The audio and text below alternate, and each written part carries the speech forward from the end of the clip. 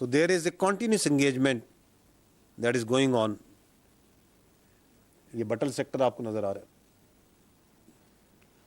اور یہ آپ کو میں نے جیسے شروع میں کہا this is just one part of the engagements. یہاں پہ آپ مختلف ساخت کے وہ ڈرونز ہیں کیونکہ افواج پاکستان نے بھارت کے 7 چھوٹے بڑے ڈرونز کو بھی تباہ کیا ہے اور EW کی کیپیبلٹی کے ذریعے 2 ڈرونز کو 2 پرندوں کو لینڈ کرا کے اپنے قبضے میں بھی لے لیا ہے. یہ آپ کچھ امیجز اس کے دیکھ رہے ہیں.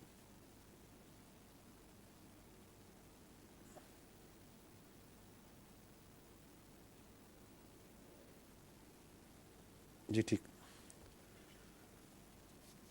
آپ کو میں یہ بتانا ضروری سمجھتا ہوں کہ الحمدللہ ابھی تک ان تمام انگیجمنٹس میں پاکستان کی افواج کی کوئی کامبیٹ کیجولٹی نہیں ہوئی ہے اور نہ ہی پاکستان ایئر فورس کا کوئی طیارہ اور ایسٹ اس کو کوئی نقصان پہنچا ہے. ایک اور چیز جو کہ اہم ہے کہ یہ حملہ بھارت کا کس وقت کیا گیا؟ یہ اس وقت کیا گیا جب پاکستان ایک پروسیس میں تھا جس میں انٹرنیشنل میڈیا کو اور لوکل میڈیا کو وہ ان تمام جگہوں پہ لے کے جا رہا تھا جن کے بارے میں بھارت ایک فالس ایلیگیشن لگا رہا تھا کہ these are those training camps جہاں سے پاکستان دہشت گردوں کو تربیت دے رہا ہے اور یہاں سے دہشت گردی کرائی جا رہی ہے. اینڈ دیٹ اور because nothing of that sort is actually on ground تو انڈیپینڈنٹ میڈیا کو وہاں لے جایا جا رہا تھا. اور آج اسی سلسلے میں بہاولپور اور مریدکے نے بھی میڈیا میں جانا تھا. تو اس سے پہلے کہ اس کا راز فاش ہوتا بھارت نے 6 اور 7 کی شب کے درمیان یہ بربریت اور یہ حملہ کیا. However, today پاکستان کی حکومت نے انٹرنیشنل میڈیا کو اور لوکل میڈیا کو تقریباً 150 کے قریب صحافیوں کو ان جگہوں پہ لے کے گیا ہے. بہاولپور گئے ہیں, مریدکے گئے ہیں, کوٹلی گئے ہیں اور مظفر آباد گئے ہیں. اور وہ تمام خیالی ٹریننگ کیمپس اور دہشت گرد کی خیالی اماجگاہیں ان کو ان انڈیپینڈنٹ جرنلسٹ نے نہ صرف خود دیکھا ہے بلکہ وہاں پہ فلم بندی کی ہے, اس کی ویڈیوز بنائی ہیں. اور یہ آپ اس وقت دنیا میڈیا کی وساطت سے, فری میڈیا کی وساطت سے اس کو دیکھ رہی ہے اور خود اپنی ججمنٹ لے رہی ہے کہ کیا وہاں پہ کوئی دہشت گردی تھی, اس کے کوئی آثار تھے, یا وہ مساجد تھیں جہاں پہ آپ نے دیکھا جس طرح انہیں شہید کیا گیا, جہاں قرآن شہید کیے گئے, یا وہاں پہ وہ گھر تھے, وہ کوارٹرز تھے, وہ معصوم غریب لوگ رہ رہے تھے وہاں پہ اور اپنی زندگیاں گزار رہے تھے.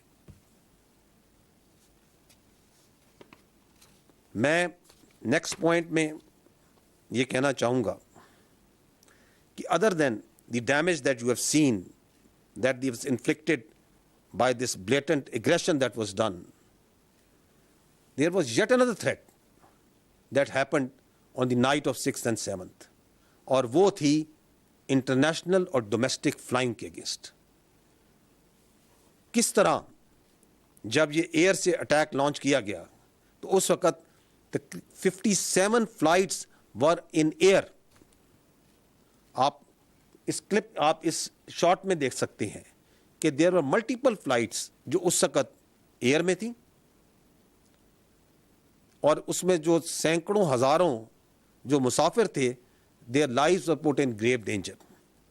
یہ فلائٹس نہ صرف پاکستان کی تھیں, پاکستان کی ایئر لائنس کی تھیں, اس میں سعودیہ کی بھی تھیں, اس میں قطر کی بھی تھیں, ایمریٹس کی بھی تھیں, اتحاد کی بھی تھیں, گلف ایئر کی بھی تھیں, چائنا کی بھی فلائٹس تھیں, کورین بھی تھیں, تھائی بھی تھیں اور بہت سی جگہوں کی فلائٹس تھیں. اور ان تمام پیسنجرز کو بھارت نے اپنی ایگریشن کی بھینٹ چڑھانے کے لیے خطرے میں ڈالا. I don't think there has ever been something like that has happened in warfare before, if you can call this warfare or what else we can name it.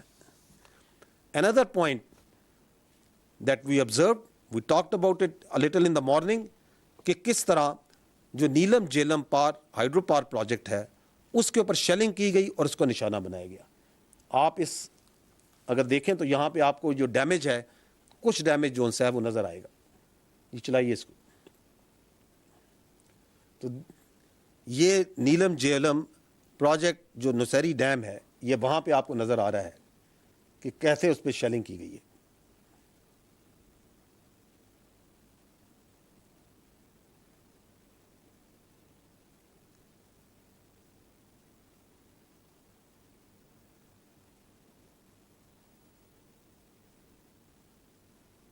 Important point to note از کہ اس کے بارے میں آپ کی international جو community ہے یا conventions ہیں وہ کیا کہتے ہیں. I will take a minute so as to bring to your notice کہ article 54 of the 1977 additional protocol 1 of Geneva convention, کیونکہ یہ کچھ کنونشنز ہیں، کچھ نارمز ہیں جس کے مطابق تمام ممالک ایک دوسرے اس آرڈر میں زندہ ہیں. تو آرٹیکل 54 جنیوا کنونشن کا کیا کہتا ہے؟ وہ کہتا ہے it is prohibited to attack, destroy, remove or render useless objects which are indispensable to the survival of the civilian population. اور اس میں سچ ایز میں وہ کہتا ہے that includes drinking water installations and supplies and irrigation works. اور additional protocol 1 of Geneva convention کا article 56 even more explicitly کہتا ہے works and installations containing dangerous forces namely dams, dykes and nuclear electrical generating stations shall not be made the object of attack, even where these objects are military objectives, if such attack may cause the release of dangerous forces and consequent severe losses amongst the civilian population. یہ وہ conventions ہیں جن کے ذریعے آپ، میں اور مہذب دنیا ایک دوسرے کے ساتھ رہنا پسند کرتی ہے اور رہتی ہے. اور جب آپ ہائیڈرو پاور اسٹرکچرس کو، جب آپ ڈیمز کو نشانہ بناتے ہیں تو you are in blatant violation of all these norms.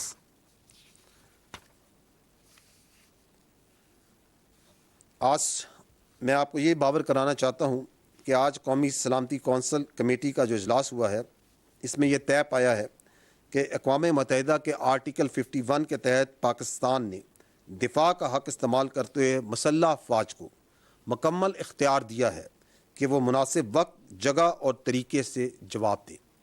قومی سلامتی کے اعلامیہ میں یہ بتایا گیا ہے کہ in consonance with article 51 of the United Nation charter, Pakistan reserves the right to respond in self defence at time, place and manner of its choosing to avenge the loss of innocent Pakistani lives and blatant violations of its sovereignty.